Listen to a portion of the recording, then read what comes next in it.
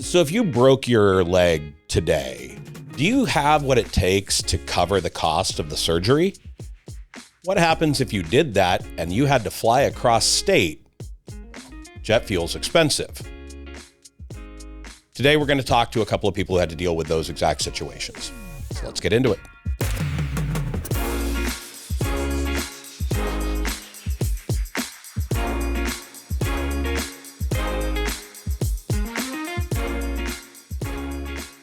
Hi, everybody, and welcome to another episode of Dollars and Cents, Hapa Community Credit Union's Financial Literacy Podcast. Today, we're talking about what your emergency fund, your emergency savings might not be capable of covering. In the studio with us today, we have Cana and Kenzie, both here to share their stories about illness, injury, an event that happened that was a bit more than your standard sick time could account for at a job. Ladies, welcome to the podcast. Hello. Good morning. Yes, good morning. So when we start getting into this, we're going to be getting some personal stories. So again, be comfortable sharing what you're willing to share with everybody out there. But we want to talk about that impact, what happened, what was the impact, and how did you deal with it? Kennedy, would you like to tell us your story first? Yeah, of course. So about 3 years ago, just kind of living day-to-day life, normal things. And I started feeling kind of sick, just out of breath all of a sudden. Okay. Blood rushed my ears, and it was like springtime, so I thought it was just like seasonal allergies and things like that. Maybe fire season here in Washington where all of a sudden you can't breathe. Oh my gosh, all the time. Yeah, it's like all the smoke and everything. So I was like, it's like not feeling great, but after one night, I was like, man, I have to go to a doctor. So I was like, I'm just going to go see what's going on. Yeah. I had asthma growing up, too, as a kid. So I was like, might be something like that going on. Well, I went in and I got a blood draw and, normal kind of things. Yeah. And my doctor was kind of like, that's kind of weird symptoms because, out of breath and things like that and just fatigued. And I got a call about a couple hours later. She called, kind of still remember, like, pretty vividly. She called because, she's like, hey, I hate to do this over the phone, but we think you have leukemia. Okay, that's a pretty big bomb to drop in a quick phone call. Yeah, so it was pretty big, and she, could tell, like, she didn't really love to do a phone, but she's like, you have to go to the hospital, like, right now. Okay. So I went and found out I had acute lymphoblastic leukemia. All right. So pretty quickly, like, overnight, have to go to the ER, and then, have to be life flighted over to Seattle. Okay. Yeah. And I'm guessing you probably didn't have the life flight, frequent flyer subscriber program that they've got. Not immediately, no. Luckily, it was like beforehand, something I never thought about because, we're living life. I was 3 weeks away from getting married.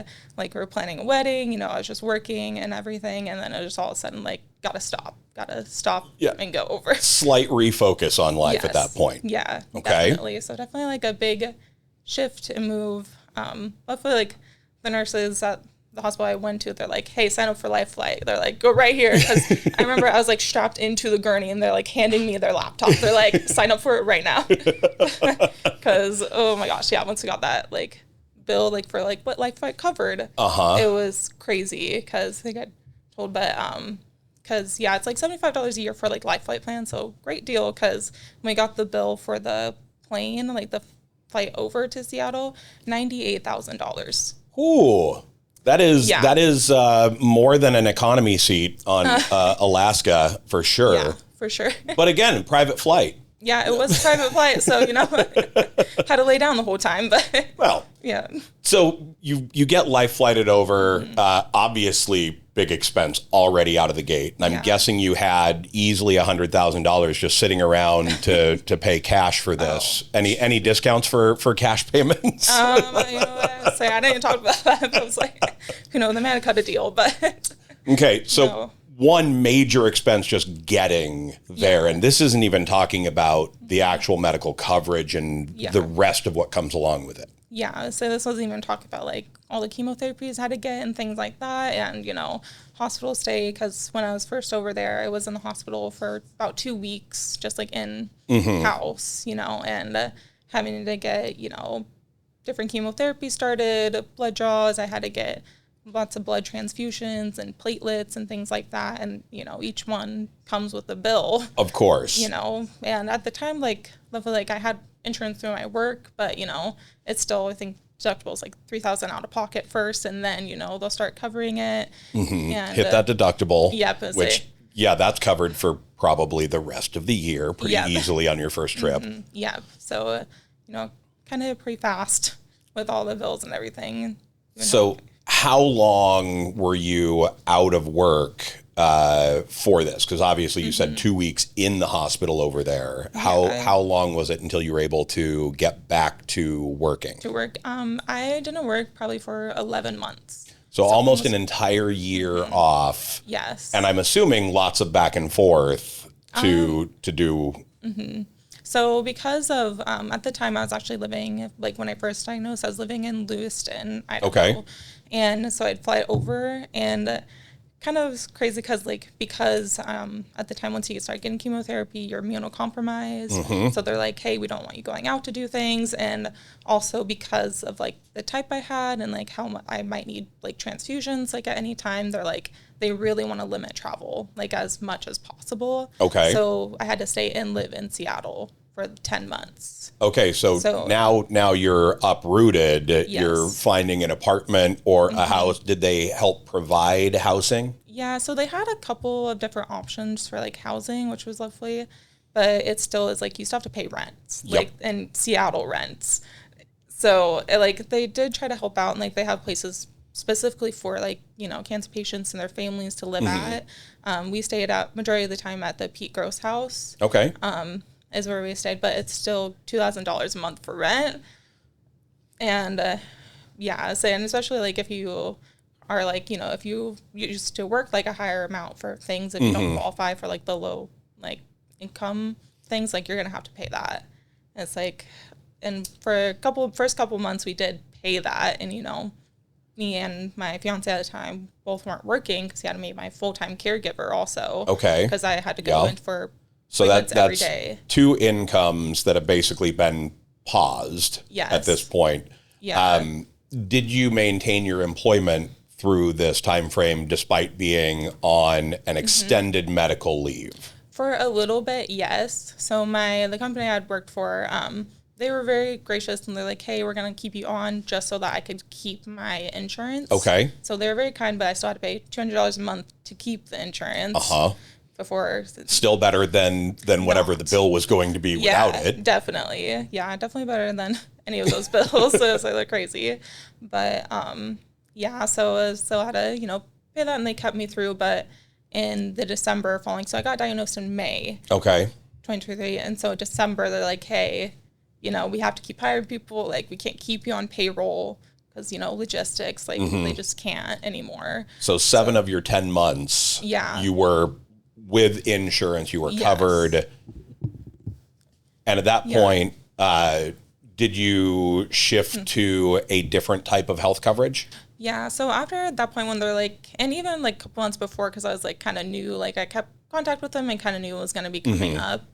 I was able to get on to Medicaid. Okay. So luckily, because I wasn't working, and at the time, since we weren't married, me and my husband weren't married at the time, I was I'm a single income, household still. So I was able to get on that, and because I had only stopped working in May, I had all this time of no income whatsoever. So they're like, yeah, you're approved.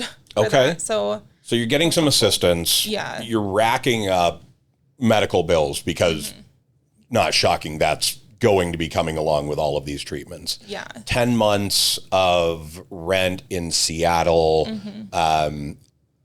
How much did you manage to gain in debt? Gain feels like the wrong word. Yeah, I would say I feel we actually didn't do too bad just because, when I first got diagnosed, we started a GoFundMe. Okay. And, his parents had given us some money for the wedding, so we were able to use that towards it. So, and after the couple of months of paying rent, we actually, because of insurance, Medicaid, we signed up for it, they actually help cover a lot of rent. So it was very good. I luckily had a lot of, social workers around me. They're like, hey, you need to do this. Or we could also go through Fred Hutch and get assistance for a lot of stuff too. They really help push for that. So I think in total, I mean, probably like, we probably paid out of pocket. I mean, just for like medical bills, like $10,000 still. Okay. But we had that saving, so I was able to kind of do our best to stay out of debt for the most part, you know. So there was a lot of time finding assistance, being out of work. How and this is just mind-boggling. How did you handle that initial bill from Life Flight? I mean, the initial bill, because literally because we signed up minutes before my flight, they're like, hey, we still cover it. Okay. So it was like they send you the invoice. I know, so that's crazy. They send you the invoice, like, hey, look what we covered, to give you a little heart attack, because they're like, hey, guess what? You could have paid $98,000 for the flight, not including the. Thank goodness for the ladies who were there handing you their laptop, being like, you need to do this now. Yeah, they're literally like, before you leave, they're like, you can't leave before you do this. Okay. So in the long run, how long did it take to get life back to normal? I mean, I feel like sometimes I still don't feel fully normal, because it's still always something that's, back in the mind, and I have to sometimes I have to go in for still like appointments. Like I used to have to go for year check-ins and things like that, and that comes with more medical bills every time. Of course. Yeah. But at this point, this new normal, back to working, back to doing kind of rebuilding. Also, you've mentioned now husband, so the wedding eventually happened. Yep. I'm assuming not within that 10 months, though. No, definitely not. A slight delay in life plans. Yeah, so it was just this last June, actually, just a couple months ago, we finally. Well, congratulations. Thank you. Appreciate that. So it took a while, but. All right. Well, Kenzie, how about you? Tell us your story. It actually happened last year, and I want to say it happened in March, because we had just bought a new house, and it was like 3 months after we bought a new house. Of course. I came home on my lunch break to let the dogs out, and my husband was off at the time, and he wanted to like show me something he was doing in the backyard, and I went to go walk down like our back patio steps, and I completely just fell, and at that point, I knew I snapped my ankle, because I looked down and my ankle was completely like caught to the side. Anybody out there that's watched sports has seen one of those replays where you're like, nope, don't want to look at the TV anymore. I can't do that anymore. Like, broken bones are a no-go for me. If I like see it in like fighting, or I see it in like a movie, like I look away, because I remember that pain, and it like comes back to me, and it hits too close to home. I can't watch it. Okay. So what ended up being the result of this? Well, obviously the ankle is doing really well at this point. It's fine. Okay. It's fine. I feel like it's kind of a long story. So I feel like when I broke it, obviously I immediately went to the hospital. Yeah. And then they pretty much splint it for like a week, because they can't immediately do surgery, because they have to let like the swelling go down. And I feel like you don't really, when something like that happens, you don't really pay attention to like all the stuff that goes into it. You're just like, okay, where's my surgery? Where's my appointment? Then what do I do? Like, you're looking forward. You're just looking forward. You're not like paying attention to what's coming. Okay. So I go in for my surgery, and that all went well for the most part. And I was healing at that point for like a month, and going in for checkup appointments and stuff like that. Then the bills started to come in for all this stuff. Yep. And again, I wasn't really too worried about it. I had like filed for like financial aid. Like I requested paperwork from the hospital to like see if I could lower the overall like cost of like the surgery and all the stuff that went along with it. And then same with like my orthopedic clinic. I also requested paperwork to see if like I could negotiate the price on all that. Okay. I never really heard anything, and I was pretty persistent. Like, I'd requested it like 3 times, and honestly, at this point, like, I was like, it's fine, it's whatever. Like, I'm just gonna focus on healing. Eventually, I got a bill it was over $25,000, and it was for like the main surgery. Okay. And on the paperwork, it said cost covered by insurance, $0. You owe $25,000. Okay. And I started to panic. I think that's when like it started to panic and it started to hit me that I was like, oh my gosh, like I gotta address this. And like at the bottom, it was like, if you want to dispute this, like here's the following steps to go through and dispute this. So I did that. And then I'm assuming it got covered because I never got anything back. So I'm assuming it got covered. Okay. Because obviously with the bills even before the surgery, like I had probably hit my deductible. Like you're telling me like you can't cover 25, that something was wrong. But at this point, like there was still like $6,000 to $10,000 around that range out of pocket costs for the orthopedic and all of the like side charges and stuff like that I had to pay for. And at this point, like we just bought a house. I don't have a nest egg anymore. Like all of our savings had gone into purchasing this house, which kind of ended up being more expensive than what we had planned for it to be, just with the closing. All of it just ended up being more expensive than what we thought. So like our savings are depleted at this point. Like I'm just a girl. Like I don't have that much money laying around right now. Yeah, you're living the life of house poor, as people like to call it. You've just made a massive expenditure. You now own a home, which congratulations, that's awesome. But now you have to pay for said home. And yeah, you're not wrong. A lot of people, when they're planning, they're building up that savings account for that down payment, for those closing costs, everything that comes along with that. And you're looking at it, and inevitably, real estate agents are really good at showing you something that's just at your limit of what you think you can afford, and then all of a sudden $30,000 extra later, and then you're like halfway through it, right? And you've already thrown so much money at it. You're like, okay, like we're getting this house, we're getting the house. So it was my dream house, so it was all worth it. But like, no, that's kind of what happened. And then, I did have to file for like all the paperwork and stuff like that for like FMLA, which was a whole process in and of itself. Like it's a whole rabbit hole, but I did get approved for that. Okay. And it did allow me to like make my payments towards my mortgage, and like it covered like my bare minimum living expenses. Like I maybe had $20 when everything was like said and done. So like $20 I owe like thousands of dollars. Yeah. So like how do we continue to pay down this debt that we have accumulated because of a weird step on the back patio? Yeah. How long were you out of work for the recovery?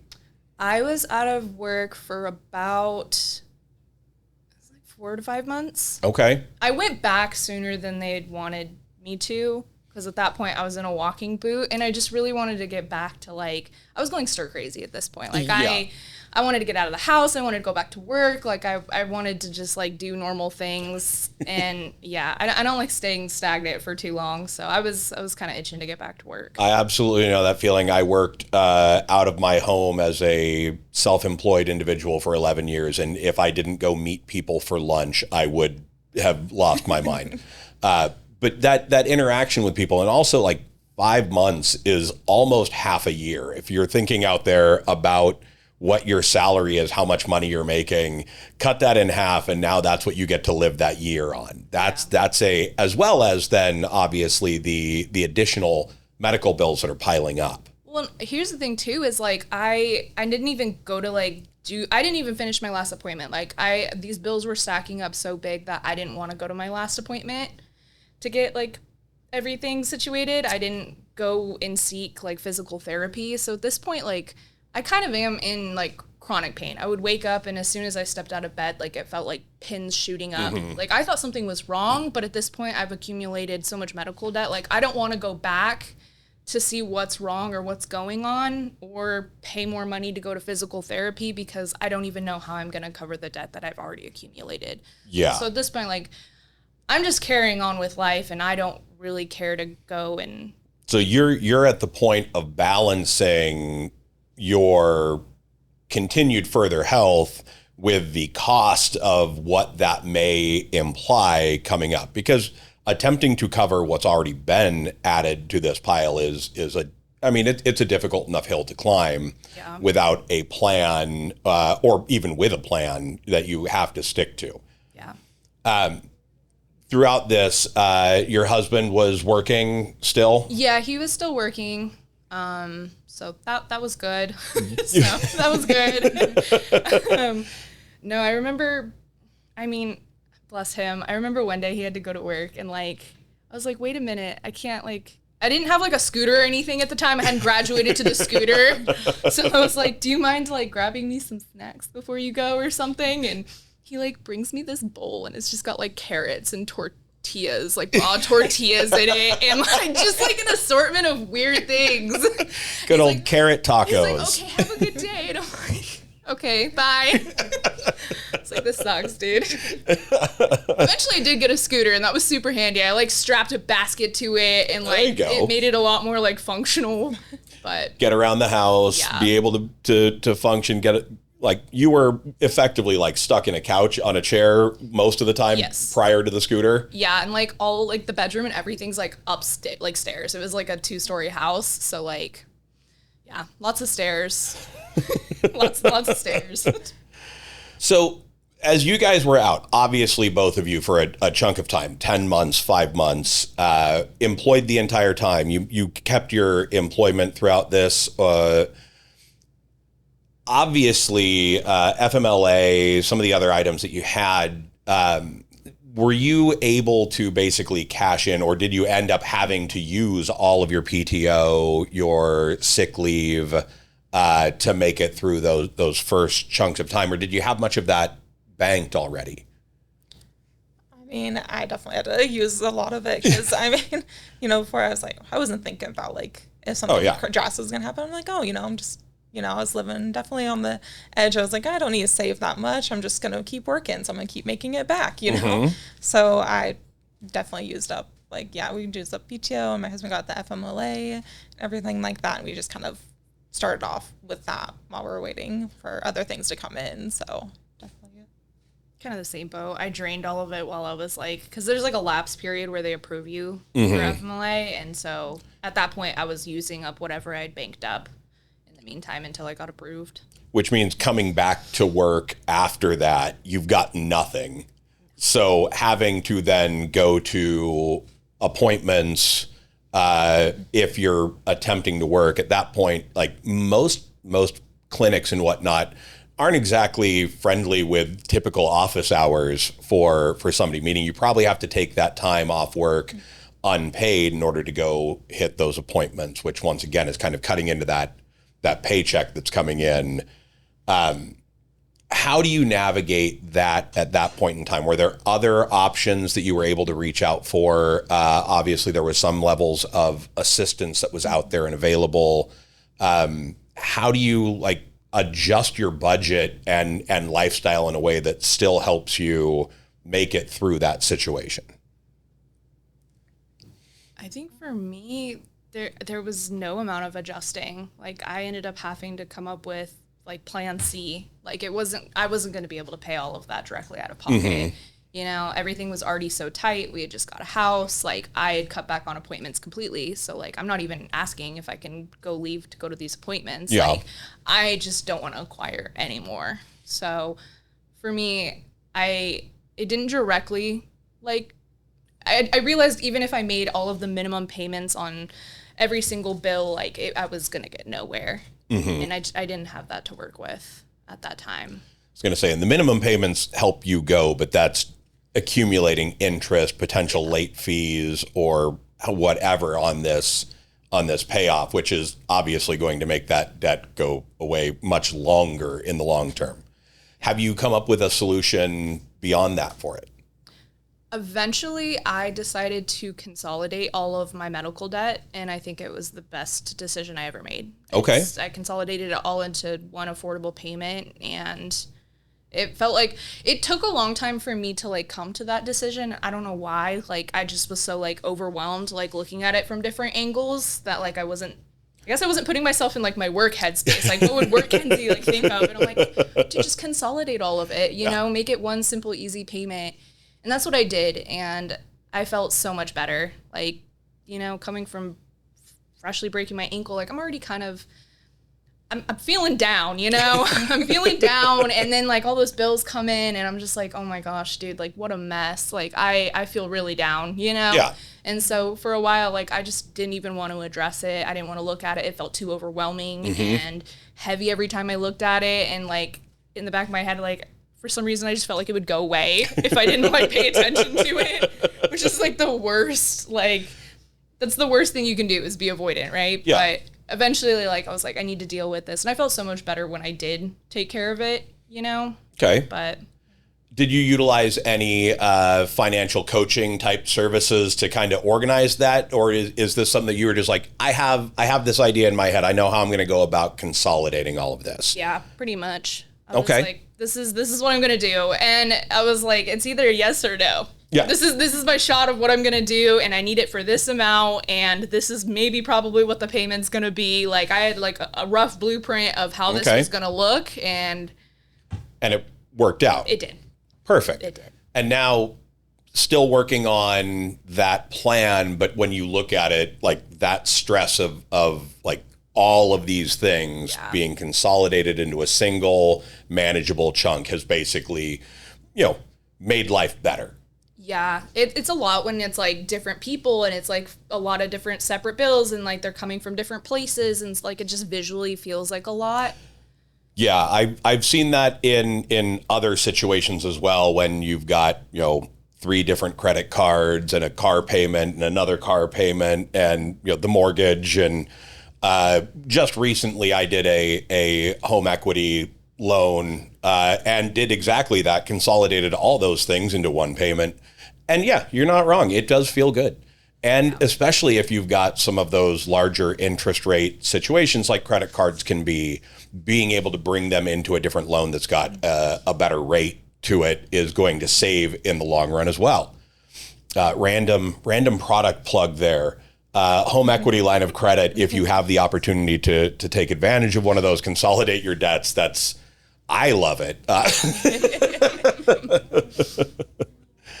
How about with yours? I know you talked about how there were a lot of programs that you were able to look into for assistance. Yes. Yeah. So definitely, I feel like kind of in with that kind of stuff too, because my husband, his mom was a chief nursing officer, so she kind of knew how some of that background stuff worked. Because if not, I would have been like clueless, and it would have been like, just trying to plug along, just keep getting those bills, Yeah, but that falls kind of into that. It's not what you know, it's who you know type of category. Use the resources available to you. Yes, definitely. Because if I wouldn't have used the resources, it probably would have been a much worse situation, I think, for us.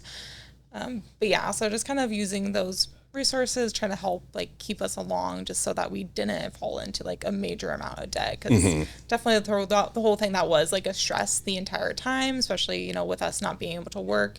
And because for that, like even if I was amazed for people who try to do like work and especially like online work, because like doing like treatments and stuff like that is a full-time job. Like you're there 8 to 10 hours a day, because even though I was like outpatient, I still was going in every single day. Yep. And then following up, I still had to go see a doctor. Like even when I was like released, I still had to see a doctor like, a couple of times a week, and then kind of deferred from there. And I still wasn't able to work when I was released out of Fred Hutch because I still had appointments constantly.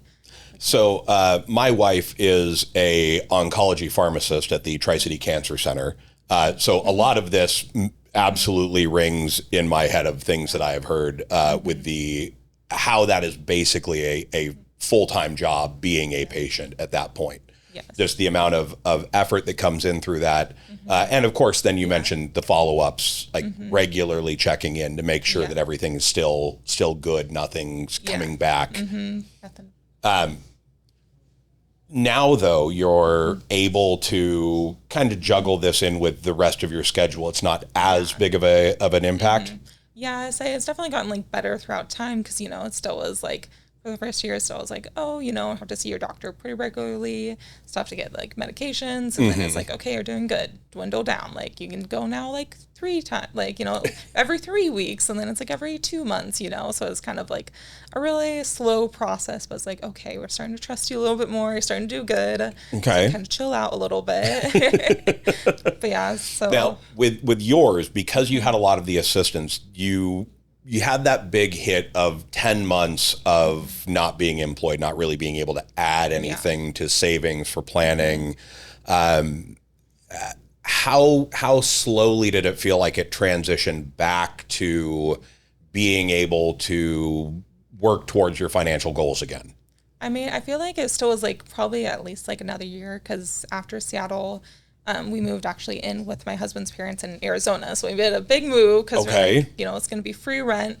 But even though we were able to get free rent, like I still wasn't technically supposed to work for a while. I went back a little sounds early. like you may have violated. I may have violated just like a little bit, you know, for like 6 months or something. Okay. You know, but I was also like kind of the same thing. I get stir crazy, and I was like starting to feel better too. So I was able to do stuff. So I'm like, I want to go out. Like I want to do this. And like it was a goal to move back like up towards closer to my family in Washington again. Okay. So I was like, I want to save like at least a little bit so we can move back, but also bad probably rushed that a little bit. Did you have any setbacks from when you did kind of jump the gun? A little bit, yeah, because I think, you know, when we had moved to Seattle, like I was just kind of like, get rid of most of our other things, whatever can fit into a small storage unit, that's what we'll keep, everything else get rid of, you know. So pretty major life decision there. Yep, Let's sell everything off, we're going to move, we're going to live in this place for $2,000 a month. Yeah, pretty much, because like there in Seattle, like everything's like it was furnished and stuff, but so like in that storage unit, I think we kept our bed, a dresser, and like an entertainment unit, and like my bookshelf, and that was like it, like every, like, you know, and like a few other things, you know, little things, but like that was what would fit into a little storage shed and stuff. So like when we moved to his parents, you know, try to save up a little bit, but you know, I was like, oh, I'm gonna save up for the move, saved up just for that, and then we moved. Okay. And then we had like nothing in our apartment. And well, there's a lot of things you overlook, like even the shower curtain. I was like, oh, we need that, like. Oh my gosh, yeah. So. Yeah, that first shopping trip to kind of outfit an apartment. I remember going to college my first time for an apartment and being like, oh yeah, I need a lot of stuff. Yeah, it was like, oh yeah, it's like, oh well, we need pots and pans again. We need a shower curtain. We need a bed frame because everybody was just laying on the ground. Of course. You know, so it's just like that did add up again. So it was like another $2,000, you know, just to get furnished again. So you're call it 2 years into this post that initial situation, and you're finally getting your feet back under you after this impact. Yes. So finally, you know, working again. Like I first started working just part-time, and you know, even with that, like it was kind of hard at first because some of the chemo treatments gave me like neuropathy in my feet and things like that. So it was like painful to be standing and working all day long. And then finally transitioning like a year after that into like a full-time consistent office hours job. Because of that impact, did you have to pass up on some employment opportunities because of what it would have meant for doing that job?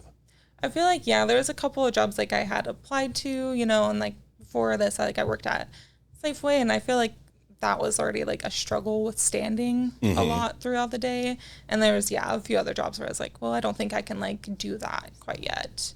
I kind of had to pass up on, like, it wasn't, I was just kind of having to struggle like what I physically am capable of now. Cause that was like a hindrance too. Like, you know, you get a lot weaker, like, you know, throughout the whole process, cause you're not really doing much. Yeah. So it's like knowing like my limitations, and that was kind of frustrating for me too. Cause it's like, I want to go do it, but I can't. So it was kind of pushing that stuff off too. Kenzie, on your recovery, did you have kind of the same when you came back to start working again with that the ankle recovery and everything?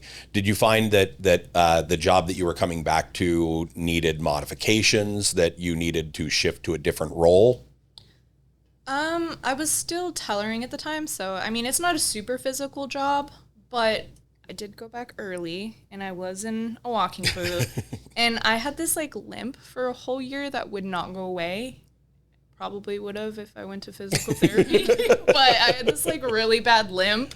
Okay. For like a whole, so I always get like kind of embarrassed when I had to like get up from my teller station to go grab something because I'm like limping along. And they're like probably staring at me. But no, not too many modifications. I feel like my coworkers were really helpful. Like if something came through the drive-thru, they would get up and grab it first or bring it to me. Like everybody was really understanding that like my stamina wasn't very strong. Okay. As far as like my total time being able to walk or be on my feet, I mean, that went down a lot. You know, there's only so much like weight I'm supposed to bear for such a certain amount of time on my feet. So everybody was pretty like helpful. And it's always nice to have a good, friendly working environment, great coworkers who are understanding and willing to step up and assist.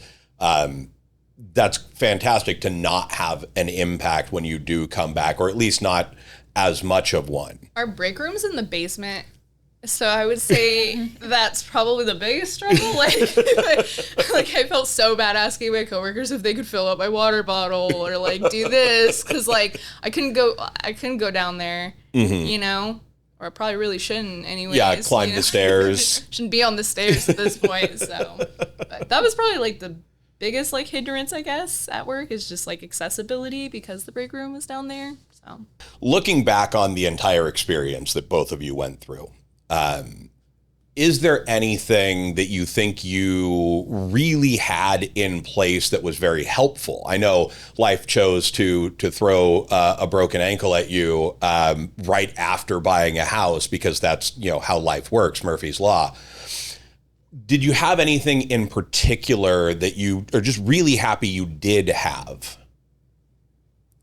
I mean, I feel like for me, it was kind of like the community of people around me I was very happy to have because I feel like that was what really helped me, even like emotionally, financially, like physically being able to care and like having that so that, you know, I didn't know what to do at the time, you know, but I had people around me who were like, hey, we'll help you and like we know what to do. And we'll tell you how to do that, you know, because I feel like there's a lot of things I wouldn't have known without them. That's fair. Understanding, trusting the people that were in your network. Yes. Yeah. Because I was like, I'm definitely not an expert on any of this. I was like, I'm gonna rely on people who do know what they're talking about, you know. And I feel like at the time, like I wish I would have like financial help, like or would have had help like understanding how my insurance actually worked, you know, and things like that. Because there's a lot like, you know, I do look back and I'm like, I wish I would have known about that. I wish I would have known like how this worked, and they're like insurance covers like some like travel things like, and I had no clue for like months and months, like, you know. And of course they probably don't cover it, just be like, oh hey, did you know we'll pay for this for you? You've got to ask them to do the thing. Yeah. How about you, Kenzie? Did you have anything that in this was really something that you were happy that you had in place that you look back on?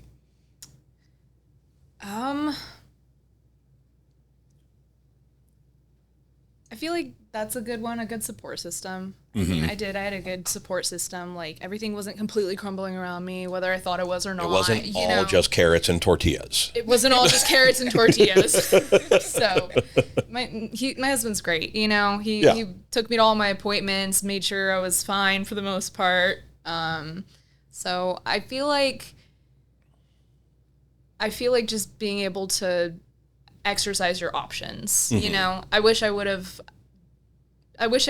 been able to do that a little bit sooner. You know, I think when you acquire like medical debt, you get really overwhelmed, you know, and I think I wish I wouldn't have let that get to me, and I wish I would have looked into more options at the time, you know. So along with that, is there anything that you wish you would have had in place just in case? A bigger savings. I wish I wouldn't have spent all my money on my house. A bigger savings would have been great, you know. That's because fair. Life's wild. It's always throwing curveballs at you. I mean, just the other day, my car battery, you know, there's a whole car battery I got to buy now. Like, life's just like that. And a couple $100 here, a couple $100 there, like, and not stuff that you were expecting to pay for. Emergency savings is fantastic for things like the car battery and whatnot, but it's difficult to have an emergency savings that's big enough to handle $98,000 life flight expense. I take the savings a little bit more serious now. I'll say that. Like, that's fair. I mean, not that I didn't. Obviously, we had a good, decent amount of savings. It just ended up getting depleted. Life happens. Now I don't have any savings, but you know, I wish maybe I wouldn't have. I will say, yeah, that whole savings life happens at sometimes the worst opportune time. I've mentioned on the podcast before that I had decided it was time to re-roof my house, and then a month later we had 118 degree temperature and my entire air conditioning unit had to be replaced. Wasn't exactly great timing because I had just dropped a bunch. But yeah, that being a thing, planning, saving up for something, and then maybe realizing that having that additional beyond what you were looking for, so there's still that cushion there to help out. How about for you? Is there anything that you would have liked to have had in place before everything happened? I mean, I feel like I wish I would have had like any really savings, because I feel like I grew up in a household that like we didn't really talk about financial literacy, and it's like once you have money you kind of spend it, like, you know, so you have fun. So I wish I would have like went and like had that mentality of like I need to have something saved, so at least, you know, when I'm waiting for benefits or waiting for this, I have that in between, because that in between can be like what's really stressful. Like I don't know how I'm gonna, you know, go from day to day, like how am I gonna, you know, how am I gonna pay for groceries, like all that's beyond paycheck to paycheck. Yes. That's on a day-to-day situation. Yeah. That level of financial stress could absolutely be rough. I know that a lot of intelligent mentality about a savings is have 3 months worth of expenses saved up as an emergency savings, because then you've got at least, you know, a 3-month window that you can have to try and kind of wheel around. In this case, maybe having a extra bit that covers your deductible for those. So it's not, oh, well, I guess we're spending $3,000 to hit our $3,000 deductible today. And realizing that you're having to pull that out of a regular account, and all of a sudden it's ramen for the next week or month or 3. It's like mostly quesadillas for the most of the 10 months. Ladies, thank you so much for joining us on the podcast today and sharing your stories about these. Hopefully these type of conversations or things, they come out of nowhere, out of left field, and they can be very impactful. We appreciate you coming to share your stories with us today. Thank you for having us. Thank you for having us. Absolutely. And for everybody else out there, this has been Dollars and Cents, Hapa Community Credit Union's Financial Literacy Podcast. Until next time.